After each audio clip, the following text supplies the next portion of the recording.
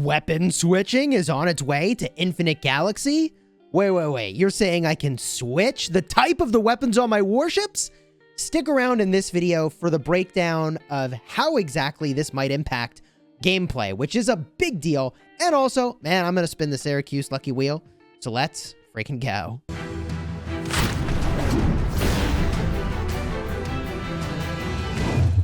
Hello, my friends, and welcome back. I'm Chisgule Gaming, and this video has been sponsored by the makers of Infinite Galaxy. And when I was opening up my mail and just cruising through the notes, I thought, oh, okay, Q&A about the battle mechanics. I was reading through this, and this was all stuff I had seen in the official Infinite Galaxy Discord. By the way, if you want to check out the official Infinite Galaxy YouTube channel, link will be in the description of the video.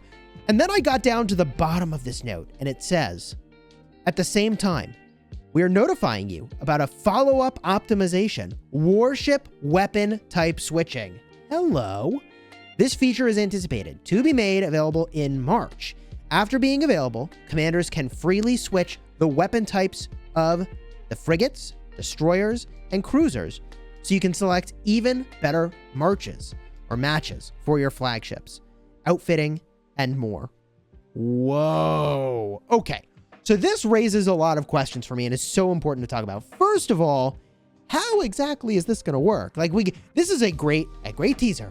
You have my attention because, okay, maybe I should start with what is the problem. You see, the problem is actually severalfold.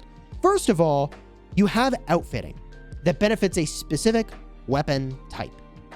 And then you have warships that switch between weapon types across their tiers. So you can't use a tier 10 in the same fleet as a tier 9, even if they're both frigates, because ultimately the outfitting has so much influence on the outcome of the battle that you're really hindering your overall effectiveness. It just kind of sucks. So the whaley and simple answer is to just make lots of warships so you have tons of warships to work with. But the cooler answer, I think, is being able to switch the weapon typing so that, for example, all of my frigates are missile. Straight up.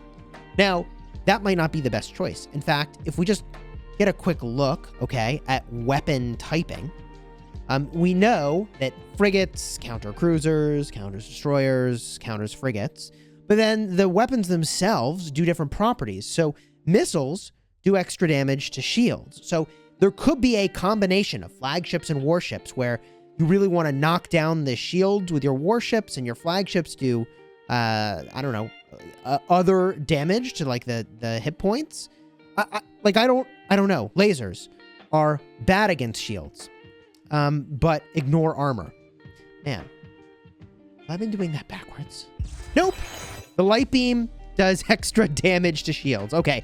I got so confused with Ace Strike. I was like, wait, did I do this backwards in Ace Strike? I didn't. The light beam, which sounds like a laser weapon, is good against shields.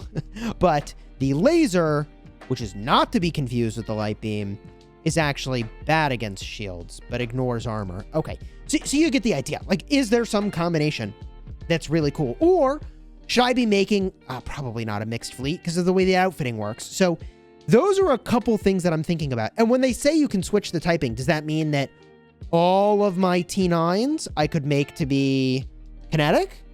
So that T10s and T9s are both kinetic? Or is that saying that I can switch some of them to be kinetic and some of them to be missile and some of them to be laser, all within the same tier? So I can have T10s that do all different typings?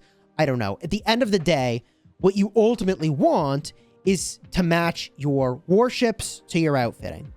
And that is pretty cool that you can do that. However, there is something also that's kind of interesting here, which is that I have been sticking to a lot of flagship combinations that go and use all one warship type. I go in on the Artemis and I strengthen its weak spot, which is damage, by using the Titan to pair with it, and I bring all frigates. But in this new view of the world, in which case I could switch cruisers and destroyers and frigates to all have the same typing, should I be using combinations like the Titan with the Hephaestus and then bring all three warship types? I don't know. I don't know the answer here. There's strengths and weaknesses to that. By bringing all three warship types, by the way, you're sort of having a warship available so that if you fight something that's your weakness, you don't have that vulnerability anymore. In other words, warships will attack the same type of warship, frigates hit frigates, until there's no more frigates left, and then they'll hit what they're strong against, which in this case is going to be cruisers, and then they hit what they're weak against, which would be destroyers. So by having all three types represented, if you run into a fleet, you're not countered, right? Like you might normally be, which, you know, I run my Artemis and I bring my Titan. Well, that's countered by destroyers, right? But, you know, if I switch things up, I could have these mixed fleets and then they aren't countered. I don't know. It's just raising some interesting ideas for optimizations in the future, and I'm very hyped for those possibilities, but I'm eager for your thoughts down below in the comments.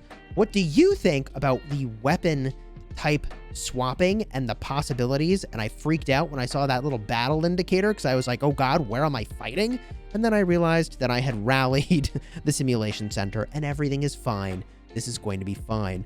On the topic of other changes, I mean, this note does talk about some of the more detailed mechanics about how battle changed recently. So for example, they talked about how if you use multiple of your fleets to simultaneously attack a spaceport, you do lose some effectiveness.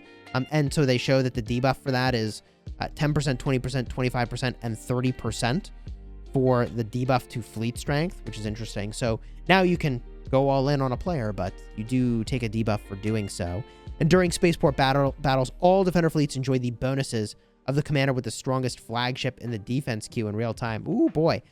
If somebody strong goes and reinforces the spaceport, it sounds like that spaceport's going to be really tough to beat. And during the defense battle of alliance buildings, only the garrison fleets in the alliance building can enjoy all the bonuses of the commander with the strongest flagship in the defense queue in real time. Subsequent timed attack reinforcement fleets to enter the battle only enjoy their own bonuses. So I think that reinforcements don't get the same benefits. Am I reading that correctly? And then since the Galaxy Summit gameplay doesn't have spaceports or alliance buildings, which is good to know. Like, I didn't know. Like, does it qualify as an alliance building? It does not. These battle mechanics don't affect the Galaxy Summit. So, you know, kind of all that to say, I'm really hyped about the direction of the game in general. I really like Ace Strike. It's just very fun for me. And I also like the simplification of the combat mechanics because, I don't know, man. As a new player to the game, I was really confused about how to optimize with, like, all the different damage type stuff going on. And the simplification, I just think makes the new player experience better, and I'm hyped for that.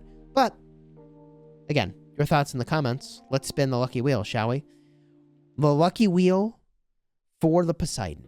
A flagship that I really enjoy and maybe am underutilizing, but it's a flagship that doesn't care about the warship type. So I think it could be stronger moving forward. And I'm just going to smash the button and cruise my way through this. The crew training course is really nice. I really love crew experience. And then there's 8 Poseidon blueprints. Also, I don't remember there being a 2-spot for blueprints on this thing. I don't remember that being here before. Did this change? Has this changed? Wait a minute. Building speed-ups are here. Wait a minute. Building speed-ups, but no shipbuilding speed-ups? Oh, okay. Okay. I mean, the flagship blueprints I like. Would I have traded shipbuilding speed-ups when I would have preferred it to be the building speed-ups that get traded out? No, I think building speed-ups traded out would have been nicer, but I do like more blueprints. All right, so building speed-ups are here. Energy cores I actually need now that all the flagships matter so much. We'll keep going. And 8 blueprints, an outfitting for legendary, and then double on building speeds. Oh no. And then here is the 100 spots. We get the goodies, 55 Poseidon blueprints. Sweet. Let's keep going. 4 Poseidon blueprints, double on deuterium, and double on building speed ups. I can't believe I hadn't noticed before that this wheel had changed. 4 blueprints, and then the energy cores, titanium, deuterium, and crew training course is very, very nice. I will take the 480. And then another 480 on crew training course experience. Okay. We've got 10 flagship blueprints and the nickel steel. Let's go. And double deuterium, nickel steel, building speeds, high energy cores. All right, what's next? Plasma, let's go. Deuterium, flagship blueprints, and deuterium again, and building speeds. Look, I still need resources, okay? I still need resources to freaking get tech and get buildings. I know that sounds crazy. Maybe that actually doesn't sound crazy. I mean, I've been playing for a year. There's a lot of tech. And since I don't have the time to run farms, like, I'm short resources. There's nickel steel, titanium steel, and 12 Poseidons. Let's go. And tiered reward unlocks 55 more Poseidon blueprints. Hello, baby. Onward we go. 10 more Poseidon blueprints, deuterium, and building speeds. Man, I don't know what to do with all these building speeds. Maybe they'll add a higher level of spaceport sometime down the line. There's 10 more Poseidon blueprints and double on the energy cores. Cool. I'll take it. Nickel steel, 2 Poseidon blueprints, double on the crew training course building speeds. Okay. And up next, energy cores, crew training experience, double on the building speeds. Yikes. And then deuterium crates. Okay. Almost done with this thing. Hello. Hello.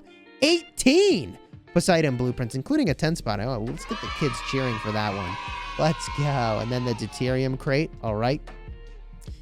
Today's chances remaining 5. For just half a second, I thought I had miscalculated and I wasn't going to get the tiered reward.